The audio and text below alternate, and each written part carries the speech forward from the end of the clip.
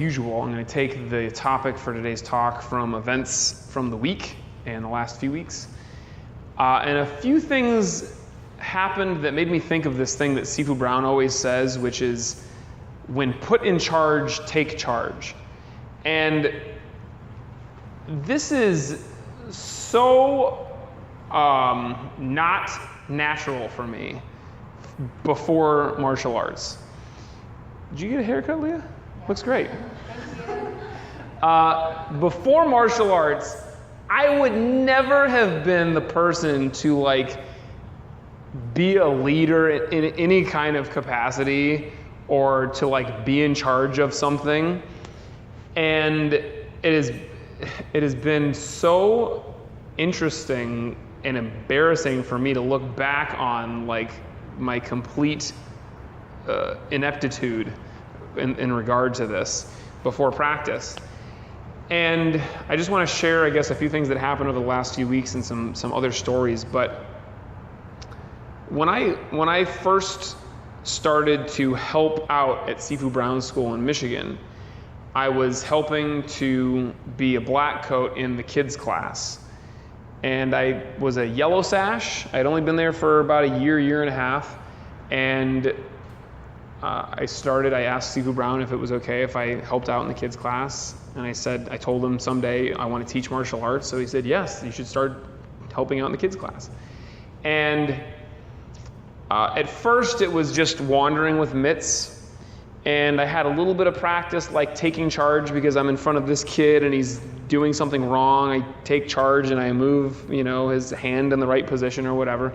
But then I really got a taste of it when he started putting me in charge of a group. And I'd be in charge of a group of maybe 4 or 5 kids. And let me tell you something. If you can't take charge when you are in front of a group of kids, some of you guys know this, chaos ensues.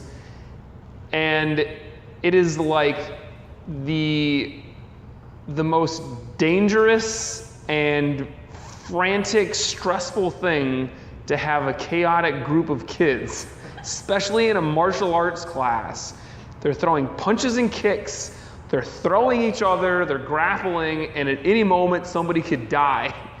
And most importantly, or most terrifyingly, the kids aren't listening to you, and they're just talking to each other and spinning around in circles when they're supposed to be throwing punches and kicks, and it's embarrassing.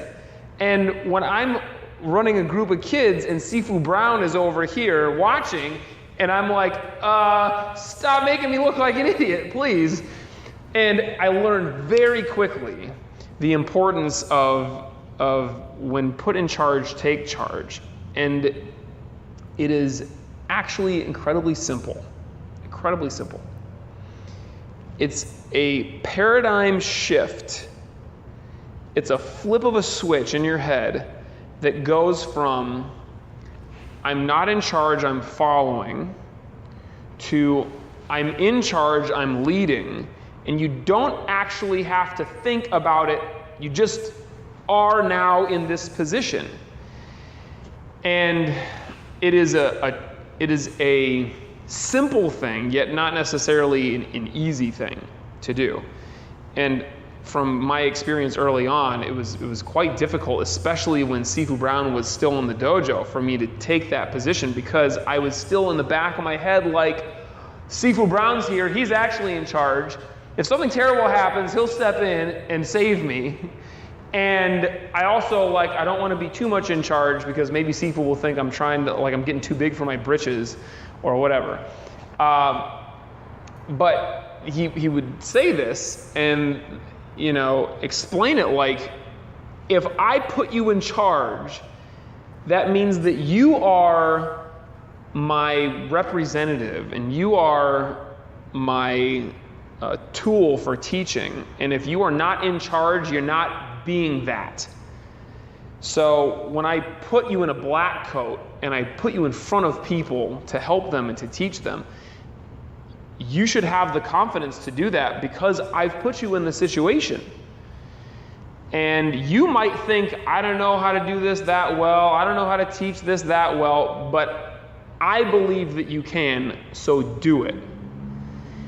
And that was one of the first times, and really the biggest sense of confidence that I got from practice was knowing that Sifu Brown says I can do this, so I'm going to do it. And this started to go into life for me. And you guys are lucky for that, because let me tell you, being in class with somebody teaching that does not take charge and doesn't believe that they belong up there is not great. And some of you guys have been in that class, and some of you guys have taught that class. But what you want to keep in mind is first of all, if you're in the dojo, for example, everybody wants you to succeed. I used to hate giving meditation talks because I like people paying attention to me and listening to me, but I don't like the idea of what if they're judging me and they're secretly thinking that what I'm saying is crap. But honestly, everybody wants you to do well. And anytime you're in front of a group of people and you're doing I know Mr. Holzer does stand up from time to time, look, you're not in front of a crowd where everyone wants you to suck. They want to be entertained and they want this to go well, right? So it's the same thing in most situations that you'll find yourself in. A few stories from when I started practice. I believe this was pretty early on in my practice, or right when I was beginning. I was on an airplane, and some of you guys have heard this story before. We were about an hour out of landing in Newark. This is when I was flying back to visit a friend when I had moved in Michigan. And I heard a loud slam, and people started running up and down the hallway, and that's not a good sign. So I stopped one of the flight attendants, and I asked what happened, and she said, "We hit a bird." And I thought, that doesn't sound that bad. We're in a 747. But then the pilot comes on and announces, "We have to make an emergency landing," and everyone starts to freak out a little bit. And I'm 17, 18 years old, and I'm sitting in between these two old ladies who are both just losing it. They're like, "Oh God, we're gonna die," and I'm just holding on to their hands, and just we're gonna be okay. This is totally fine. And we landed, and we didn't find out until after the plane landed. Actually, the bird, it was like a goose, and it hit the windshield of the plane, and the inner layer, supposedly, the inner layer of the windshield imploded on the pilot, who was bleeding. I imagine it as being much gorier than it probably was, but we had to do an emergency landing. So that was one of the first instances that I can remember. Now, nobody said, "You're in charge, Ryan. Hold these old ladies' hands," but I felt in that moment she's not in charge and she's not in charge. I guess I'm in charge. So we're going to do this. We're going to be okay. And we were fine. And I was in charge of my piece of it. I wasn't going to go try to land the plane. I was in charge of keeping these people calm. And sometimes that's not too different from teaching martial arts. I'm in charge of much more when I'm teaching the class, but think of it like when you are a senior student.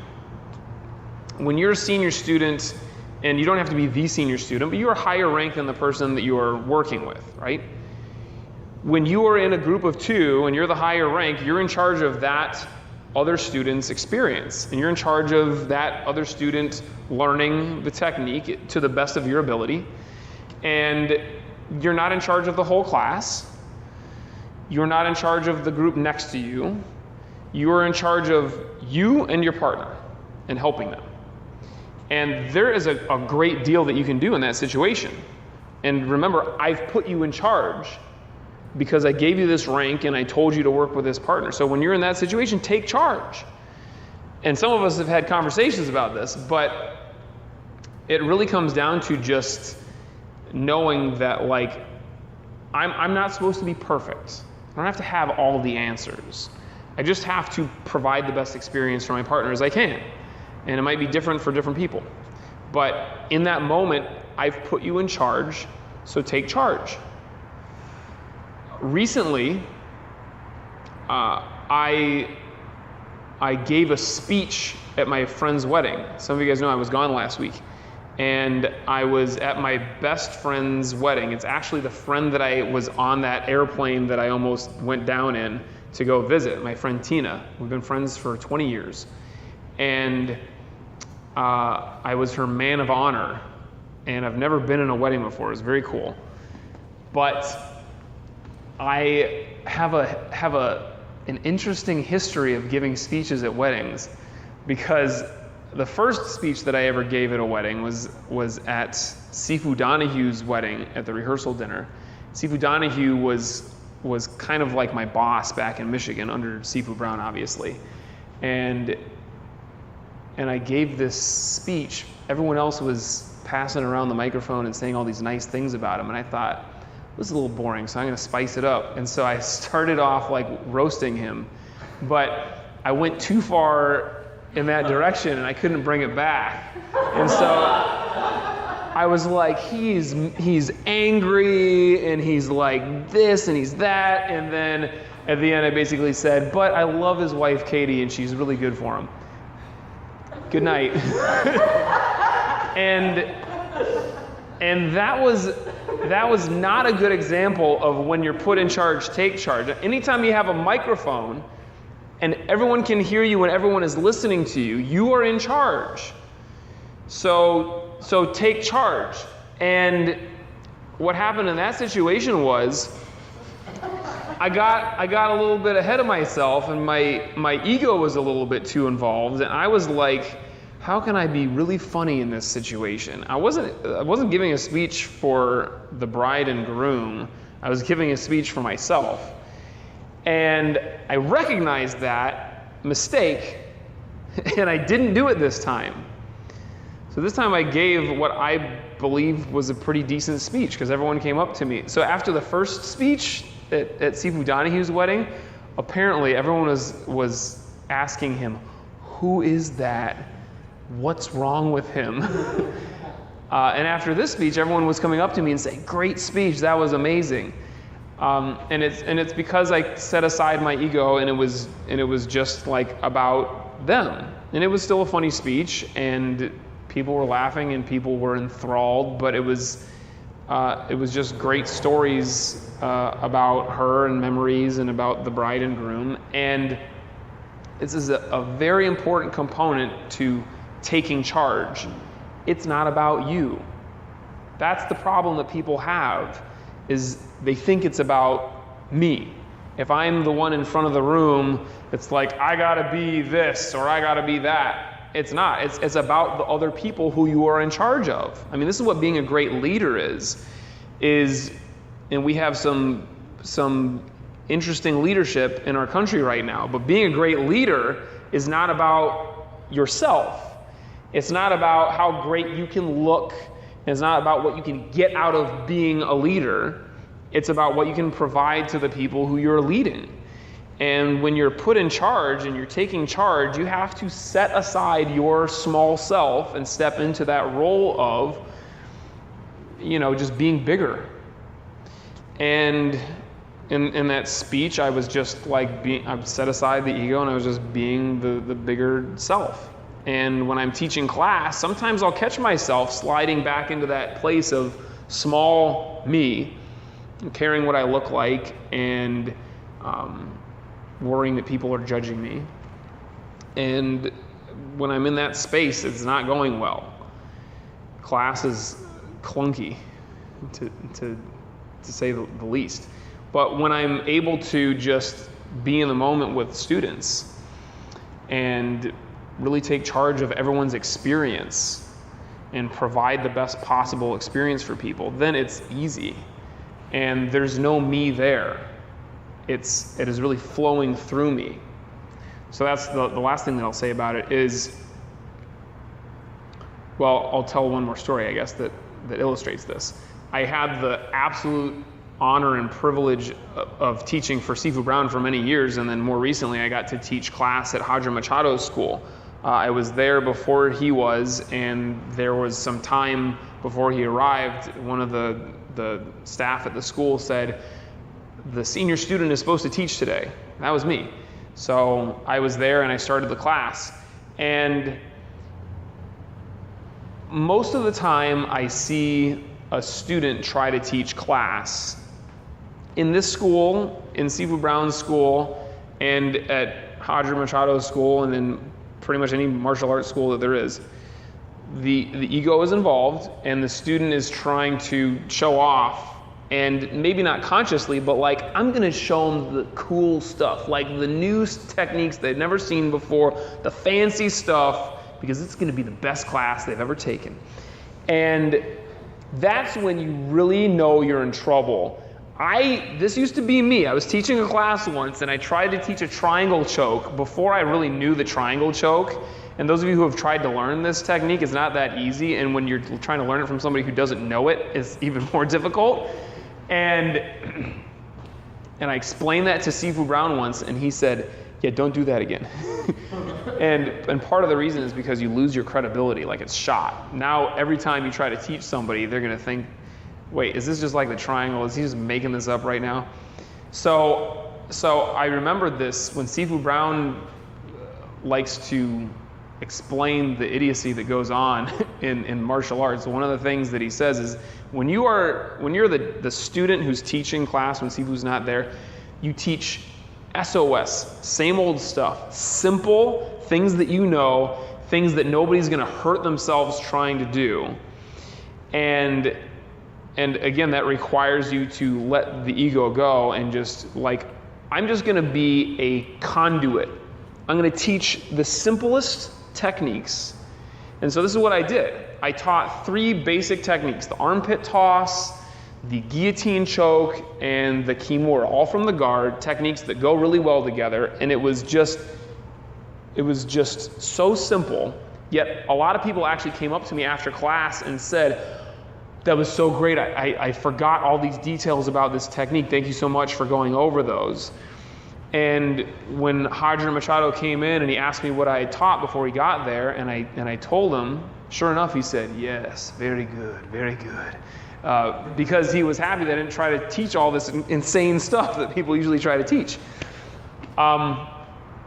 So remember, when you're put in charge and you're taking charge and you are letting your ego go, one way to do that is to just focus on being the conduit for what you know and for what you've heard. You don't have to make up new stuff. You can just, in the instance of teaching martial arts, you teach something that you know really well, something that you've heard over and over and over again. When you are in charge in some other situation, sometimes it calls for improvisation. Sometimes it calls for improvising. Sometimes it calls for, thinking on your toes and doing what needs to be done and stepping up to the situation. But very often what it requires is just doing what you know is going to work. And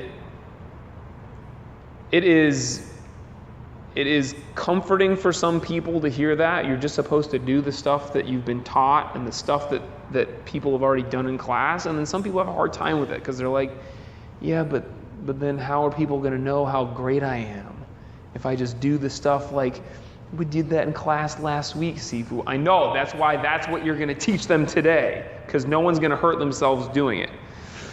But I want you to recognize where this happens in life, because you are always in a position to lead or to follow, and it's not that you should always try to lead. It is very often not appropriate. But in situations where it is, and somebody has put you in charge, or the situation calls for you being in charge, then take charge. Let the ego go, and don't be up in your head about it. Just do what needs to be done in that moment. And if I ever tell you to teach class, or if I tell you to help this student, or in any way put you in charge, if I say, can you show this new student how to bow on the mats? You are the experts. You know everything that there is to know about bowing on the mats. You are you are the beginning and the end, and like just be in charge. That's it. And if there's something that you don't know, don't make it up. They ask you, well, why do we do this and that? You say, you know what, that's a great question for Sifu. We should ask him. You always fall back on that. And that's the thing that people never say if the ego is involved. Somebody says, well, why do we do that? And they start making stuff up. And I can tell because the look on your face, you're like, and then words just start coming out of your mouth that don't really go together. So never be afraid of saying, that's a great question, we should ask Sifu. But we're going to practice sitting and meditating right now. And there was a whole other part of this talk that I ran out of time to talk about that had to do with New Year's resolutions and basically like being in charge of your life. By the way, you're in charge of your life. If you didn't know that yet, I'm putting you in charge right now. And you are also in charge of your meditation. If your meditation sucks, it's nobody's fault but your own. It's not the car that drove by. It's not because it's 5 degrees colder in here than it normally is. It's because you're not meditating. So meditate. Sit still like a rock. And when your mind wanders, bring it back immediately to the breath. Discipline your mind. Sit comfortably.